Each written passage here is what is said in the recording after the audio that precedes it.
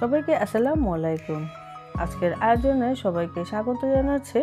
আজকে তৈরি করে দেখাবো খুবই সিম্পল একটি রেসিপি, সেটি হচ্ছে সুজির হালুয়া। সিম্পল একটি সুজির হালুয়া যে এতটা মজার হয়ে থাকে এভাবে তৈরি না করলে বুঝতে পারবেন না। আশা করছি রেসিপিটা ভালো লাগবে। ভালো লাগলে ভিডিওতে একটি লাইক দিতে ভুলে যাবেন না। তাহলে চলুন শুরু করা যাক। আজকে সুজির হালুয়া তৈরি করার জন্য আমি এখানে 1 কাপ পরিমাণে সুজি নিয়েছি। আর সুজিটা রান্না করার আগে আমি হালকা কিছুটা টেলে নেব।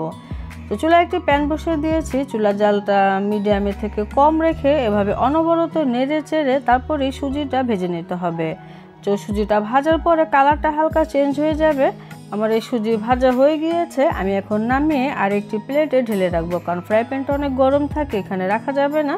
এখন আমি চিনি শিরা তৈরি করব, সেজন্য চুলায় একটি প্যান বসিয়ে এখানে আমি 3 কাপ পরিমাণে পানি দিয়ে দিলাম। যেই কাপ দিয়ে সুজি মেপেছিলাম সেই কাপ দিয়ে 3 কাপ পরিমাণে পানি দিয়ে দিতে হবে। তারপরে এখানে দিয়ে দিচ্ছি 1.5 কাপ পরিমাণে চিনি। এখানে 1 চিমটির মতো লবণ দিয়ে দিতে হবে। মিষ্টি জিনিসে লবণটা দিলে এর টেস্টটা কিন্তু বহুগুণে বেড়ে যায়। এখানে আমি 1 চিমটির মতো দিয়ে দিচ্ছি স্যাফরন। এতে করে কালারটা খুবই সুন্দর আসবে এবং ফ্লেভারটাও ভালো আসবে। এখানে আমি 1 চা চামচের থেকে একটু কম হবে দিয়ে দিচ্ছি কেওড়া জল, তবে এটা অপশনাল। এখন আমি নেড়ে চেড়ে মিশিয়ে দিচ্ছি। এখানে আমি 3 থেকে 4টি মতো এলাচ দিয়ে দিচ্ছি, আর এলাচের মুখটা হালকা একটু ফাটিয়ে দিয়েছি যেন ফ্লেভারটা খুবই ভালো আসে।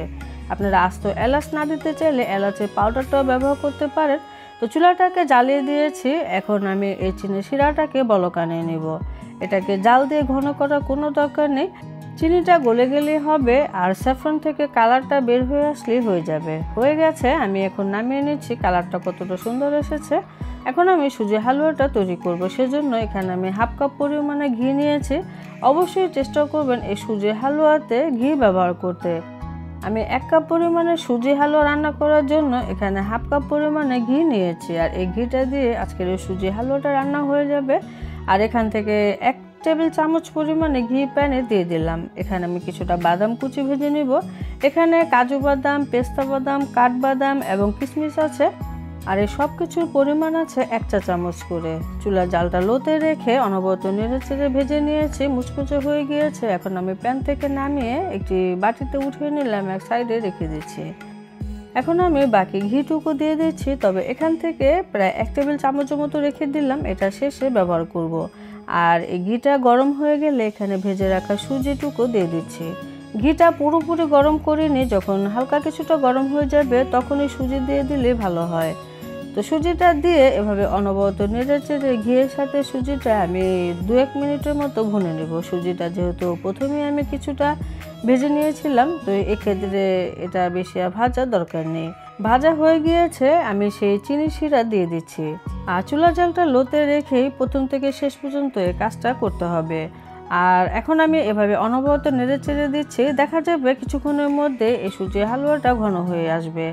আর এ পর্যায়ে এখানে আমি 1/2 কাপ পরিমাণে গুঁড়ো দুধ দিয়ে দিলাম, তবে আপনারা চাইলে গুঁড়ো দুধটা বাদ দিয়ে এখানে 3 কাপ পরিমাণ পানির জায়গায় 3 কাপ পরিমাণ লিকুইড দুধও ব্যবহার করতে পারেন। তো আমার সুজি হালুয়াটা কিন্তু ঘন হয়ে এসেছে। এভাবে অনবরত নেড়ে চেড়ে যেতে হবে। আর চুলার জালটা থাকবে কিন্তু একবারে কমে। চুলার জালটা বেশি রাখলে দেখা যাবে নিচে ধরে যাবে, সুজিগুলো ভালো করে সেদ্ধ হবে না। আর চুলার জালটা কমিয়ে রাখলে দেখা যাবে প্রত্যেকটা সুজি দানাদার, বোঝা যাবে খুব সুন্দরভাবে সুজিগুলো সেদ্ধ হবে। তো যখন এই সুজি সেদ্ধ হয়ে যাবে, এরকম একটু ঘনতে চলে আসবে, তখন আমি সেই ভেজে রাখা বাদাম দিয়ে দিচ্ছি। বাদাম দেওয়ার পরে অনবরত নেড়ে চেড়ে মিশিয়ে নিলে কিন্তু আজকের এই সুজির হালুয়া তৈরি হয়ে যাবে। আর আমি যে 1 টেবিল চামচের মতো ঘি রেখেছিলাম সেটাও কিন্তু এই হালুয়ার মধ্যে দিয়ে দিয়েছি, এটা আর দেখানো হয়নি। তো সুজি হালুয়াটা যেহেতু আজকে পাতলাই রাখবো, আজকে কোনো বরফি তৈরি করবো না, সুতরাং এই পর্যায়ে নামাতে হবে, মানে নরম থাকা অবস্থায় নামাতে হবে। তাহলে এই হালুয়াটা খেতে খুবই মজার হবে। আমার সুজির হালুয়া কিন্তু এখন একবারই রেডি। এখন আমি চুলা থেকে নামিয়ে নেব। আপনারা এর ঘনত্বটা দেখে নিশ্চয়ই বুঝতে পারছেন।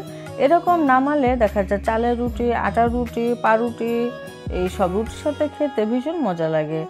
সুজির হালুয়া তো রান্না শেষ হয়ে গেছে। এখন আমি পরিবেশন করে আপনাদের সাথে শেয়ার করছি আমার সুজির হালুয়াটুকু দেখতে কেমন হয়েছে। তো সুজি হালুয়া আমি একটি বাটিতে ঢেলে নিলাম। তারপরে এটাকে আরও সৌন্দর্য করার জন্য উপরে কিছুটা বাদাম, কিশমিশ, স্যাফরন দিয়ে পরিবেশন করেছি।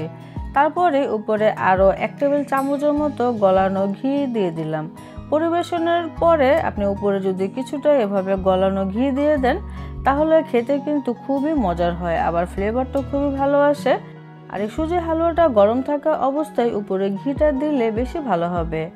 সুজির হালুয়া যদি কেউ রান্না না করে থাকেন অবশ্যই এভাবে একবার রান্না করবেন আর আমাকে কমেন্টে জানাবেন আমার এই রেসিপিটি কেমন ছিল। আমি এখানে 1.5 কাপ পরিমাণে চিনি দিয়েছি, তবে আপনারা চাইলে 1 কাপ পরিমাণ পর্যন্ত দিতে পারবেন। আজকে সুজির হালুয়া রান্নাও হলো, পরিবেশন করাও হলো। চলুন তাহলে এবার একটু খেয়ে দেখা যাক আমার এই সুজির হালুয়াটা কেমন হয়েছে। এই সুজির হালুয়া তো ভীষণ মজার হয়েছে, মজা হবে না যেহেতু ঘি দিয়ে রান্না করেছে। আপনারাও চেষ্টা করবেন ঘি দিয়ে রান্না করতে, তাহলে অসম্ভব মজার হবে এই সিম্পল সুজির হালুয়া। বিশ্বাস হচ্ছে না কতটা মজার হয়েছে? অবশ্যই তৈরি করবেন, তাহলে নিজেই বুঝতে পারবেন যে আসলে এভাবে তৈরি করলে এই সুজির হালুয়াটি কতটা মজার হতে পারে। সবাই তাহলে অনেক বেশি ভালো থাকবেন। আজকের মতো বিদায় নিচ্ছি। খুদা হাফেজ।